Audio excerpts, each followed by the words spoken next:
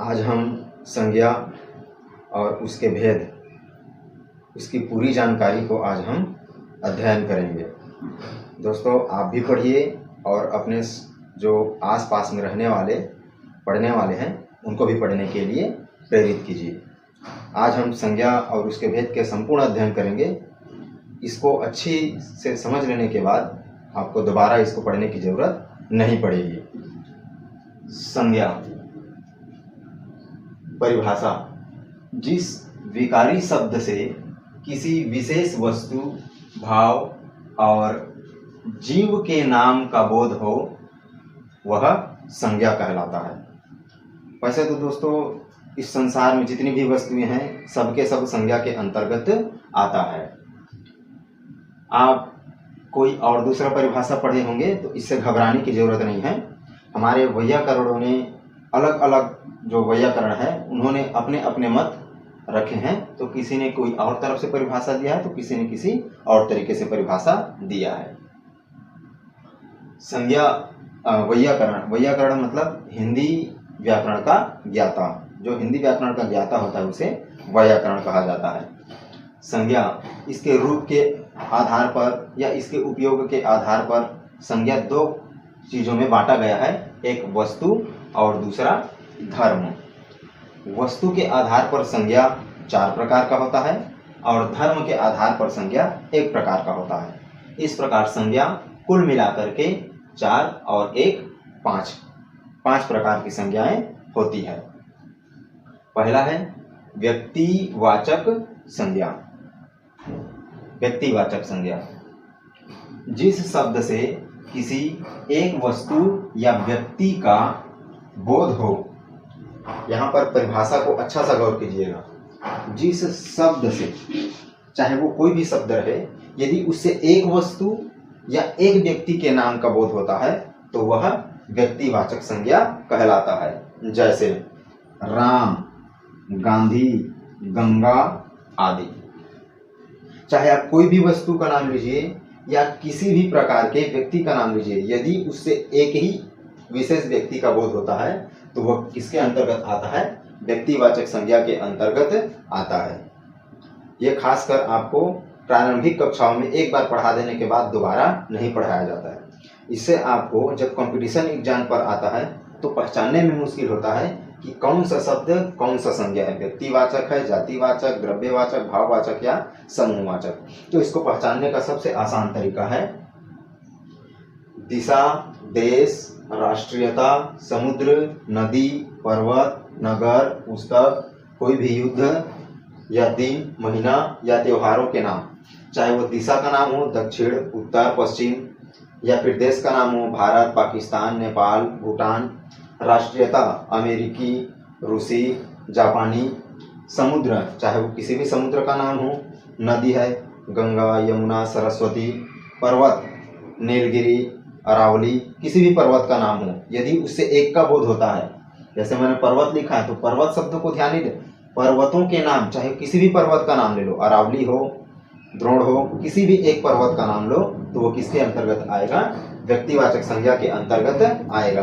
जैसे नगर, नगर में मैंने ले लिया चांपा, नगर में मैंने ले लिया जांजगीर, नगर में मैंने ले लिया कोरबा। तो इस प्रकार जब मैं कोरबा का नाम लेता हूँ तो कोरबा व्यक्तिवाचक संज्ञा है।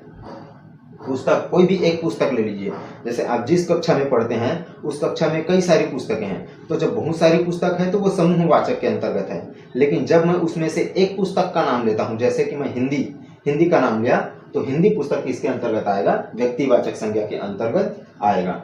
युद्ध, खानवा का युद्ध है, पानीपत का युद्ध है, तराइन का युद्ध है, तो हल्दी घाटी का युद्ध है। इनमें से किसी एक युद्ध का जब नाम लिया जाता है तो व्यक्तिवाचक संज्ञा के अंतर्गत आता है। इसी प्रकार दिन में सोमवार, मंगलवार, बुधवार, तो ये सोमवार बोल दिया, जैसे कि आज रविवार है या आज सोमवार है, तो वो जो सोमवार है वो किसके अंतर्गत आएगा? व्यक्तिवाचक संज्ञा के अंतर्गत आएगा। तो आप इन नामों को अच्छा सा याद रखिए। यदि इनमें से किसी का भी नाम आता है तो सीधा तौर पर आप पहचानिए कि वो किसके अंतर्गत आता है? व्यक्तिवाचक संज्ञा के अंतर्गत आता है। व्यक्तिवाचक संज्ञा में आपको यही चीज पहचानना पड़ेगा कि वो एक वस्तु है या फिर अनेक वस्तु है। इसके लिए आपको अच्छे तरीके से याद रखना होगा पहचान। दोस्तों पिछले दिन आप केवल एक वीडियो देखकर छोड़ देते थे, पॉज करके सारी चीज़ों को लिख लेते थे।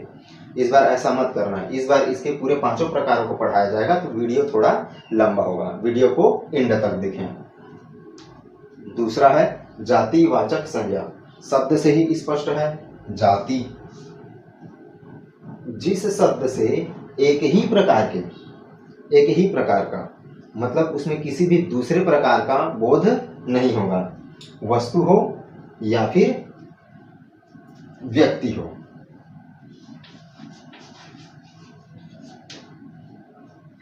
चाहे वो वस्तु हो या फिर व्यक्ति हो, यदि उससे एक ही प्रकार के समस्त उसकी जाति का बोध होता है तो वो जातिवाचक संज्ञा कहलाता है। जैसे देखिए, जैसे मनुष्य, मैंने एक शब्द कह दिया मनुष्य, तो संपूर्ण मनुष्यों का जो बोध हो रहा है तो वो किसके अंतर्गत आएगा? जातिवाचक के अंतर्गत आएगा। घर कह देने से समस्त प्रकार के घरों का बोध होता है। कच्ची घर, पक्की घर, झोपड़ी, इन सभी चीजों का बोध होता है, तो ये किसके अंतर्गत आएगा? जातिवाचक संज्ञा के अंतर्गत आएगा। यहाँ पर आपको पहचानने वाली बात है कि यहाँ पर भी मैंने नदी लिखा है, यहाँ पर भी मैंने नदी लिखा है। तो यहाँ पर नदी का मतलब है नदी के नाम से, चाहे वो नदी कोई भी नदी हो, सरयू नदी हो, अरपा नदी हो, केलो नदी हो, संकिनी नदी हो, तो मैं कह देता हूँ केलो नदी। तो केलो नदी का जब नाम आएगा तो वो व्यक्तिवाचक संज्ञा के अंतर्गत आएगा। यदि मैं कह देता हूँ नदी, तो नदी में तो सारी नदियों का बोध हो रहा है, तो जब सारी नदियों का बोध हो रहा है तो वो जातिवाचक है। लेकिन जब पर्टिकुलर एक ही नदी का बोध ले लिया जाए, अरपा नदी, तो जब एक ही पर्टिकुलर अरपा नदी का नाम लिया जा रहा है तो वो व्यक्तिवाचक संज्ञा है। और यदि सिर्फ नदी कह दिया जाए तो फिर वो जातिवाचक संज्ञा है। यहाँ पर वैसे ही देखिए, जैसे कि महीना का नाम है, मैंने महीना पे ले लिया जनवरी, तो जनवरी किसके अंतर्गत आएगा? व्यक्तिवाचक संज्ञा के अंतर्गत आएगा। लेकिन मैं शब्द लेता हूँ महीना, तो उस महीने में तो 12 महीनों का समावेश होगा, तो वो किसके अंतर्गत आएगा? जातिवाचक संज्ञा के अंतर्गत आएगा। अब यहाँ पर प्रश्न उठता है कि जैसे व्यक्तिवाचक संज्ञा को पहचानने के कुछ आधार हैं, वैसे ही जातिवाचक संज्ञा को भी पहचानने के कुछ आधार हमारे वैयाकरणों ने लिखा है। यदि आपको किसी भी प्रकार की कोई समस्या हो तो कमेंट बॉक्स पर जरूर लिखें। यदि आप मेरे पहले वीडियो नहीं देखे होंगे तो उनको पहले देखिए, उसके बाद इसको देखेंगे तो आपको अच्छा सा समझ में आएगा। उसका लिंक मैं आपको डिस्क्रिप्शन बॉक्स पर दे दूंगा। कोई भी व्यवसाय का नाम ले लीजिए, जैसे कि जुलाहा है, चरवाहा है, तो ये जो शब्द हैं ये व्यवसाय का नाम है। तो ये जो है जातिवाचक संज्ञा के अंतर्गत आता है। पद है, चपरासी है, चपरासी एक पद है। पोस्टमैन है, ये भी एक पद है। शिक्षक है, ये भी एक पद है। इंजीनियर है, ये भी एक पद है। डाटा एंट्री ऑपरेटर, ये भी एक पद है। तो जैसे इन पदों का नाम है, वो सारे पद का नाम किसके अंतर्गत आता है? जातिवाचक संज्ञा के अंतर्गत आता है। पशु पक्षी, पशु में गाय, बैल, भैंस, घोड़ा, हाथी। पक्षी में गौरैया है, तोता है, मैना है, तो ये सारे पक्षियों के नाम जातिवाचक संज्ञा के अंतर्गत आता है। प्राकृतिक तत्वों के नाम, प्राकृतिक तत्व में जैसे कि बिजली का कौंधना जिसको हम गर्जना कहते हैं, ज्वालामुखी है, और चक्रवात है, जैसे अभी अभी आया था तौते और यास। तो ये सारा चीज किसके अंतर्गत आता है? जातिवाचक संज्ञा के अंतर्गत आता है। तीसरा है द्रव्यवाचक संज्ञा। यहाँ पर नाम से ही स्पष्ट है, द्रव्य। द्रव्य माने होता है पदार्थ है। अब ये पदार्थ क्या चीज होता है, पदार्थ कितने प्रकार का होता है, यदि आप इसे जानना चाहते हैं तो मैं इसका लिंक आपको डिस्क्रिप्शन बॉक्स पर दे दूंगा। आप वहां से क्लिक करके उसे देख सकते हैं, जान सकते हैं। जिस शब्द से नाप तौल वाली वस्तु का बोध हो, तो वे सारे चीजें जिनको हम दुकान से या कहीं से भी तराजू से तौल कर लेते हैं, चाहे वो छोटा हो या बड़ा हो, उससे कोई फर्क नहीं पड़ता कि तराजू कौन से साइज का है।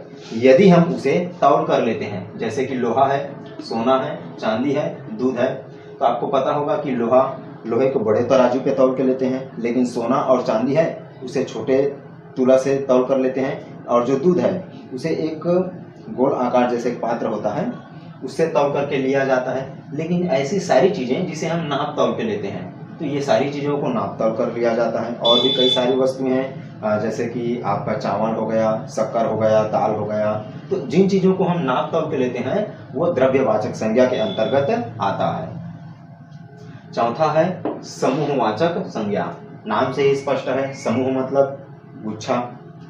जिस शब्द से वस्तु अथवा व्यक्ति का, यदि वह समूह वस्तु का हो या फिर व्यक्ति का हो, जब वह समूह का बोध कराता है, जैसे कि सभा, लोकसभा हो गया, राज्यसभा हो गया, दल है, जैसे दल मतलब एक पार्टी की तरह, कांग्रेस पार्टी, आप पार्टी, बहुजन समाज पार्टी, तो कई सारी पार्टियां हैं, है ना। उसके बाद में है गुच्छा, बहुत सारे फूलों का एक बंच होता है, किसी भी गमले के पात्र पर रख देते हैं तो वहाँ पर फूलों का एक गुच्छा बन जाता है, तो वो किसके अंतर्गत आता है? समूहवाचक के अंतर्गत आता है, क्योंकि वहाँ पर एक ही प्रकार के ना वस्तु का क्या होता है? समूह होता है। इसी प्रकार आप सबसे बेहतर उसका एग्जाम्पल ले सकते हैं अपने परिवार को, क्योंकि परिवार में एक ही व्यक्ति नहीं, बहुत सारे व्यक्ति रहते हैं। मैंने संज्ञा को दो में बांटा था, एक वस्तु और दूसरा धर्म। तो वस्तु का जो चारों था वो हो गया, दूसरा था धर्म। धर्म के अंतर्गत आता है भाववाचक संज्ञा। तो भाववाचक संज्ञा क्या चीज है? नाम से स्पष्ट है, भाव को देखना होगा आपको कि भाव क्या चीज है। जिस शब्द से वस्तु या व्यक्ति के गुण या धर्म, गुण या धर्म क्या है कि राहुल अच्छा है, पिंकू खराब व्यक्ति है, तो उसकी खराबी को दर्शा रहा है ना, तो ये चीज क्या कहलाता है? भाववाचक संज्ञा के अंतर्गत आता है। जैसे बुढ़ापा है, पहनावा है, मिठास है, लड़कपन है ना, तो ये सारी चीजें इसका उदाहरण है। दोस्तों, आपको एक अच्छा सीख मिल रहा है तो एक बार वीडियो को लाइक जरूर करें, और यदि आपके आसपास में या पहचान में कोई भी और पढ़ने वाला है तो उसे शेयर जरूर करें। साथ ही यदि आप मेरे YouTube चैनल पर पहली बार आए हैं तो प्लीज़ चैनल को सब्सक्राइब कर हमारी सहायता जरूर करें। यदि आपने बेल आइकन को नहीं दबाया है तो उसे भी दबाएं, ताकि नेक्स्ट वीडियो का नोटिफिकेशन आपको सबसे पहले प्राप्त हो। धन्यवाद।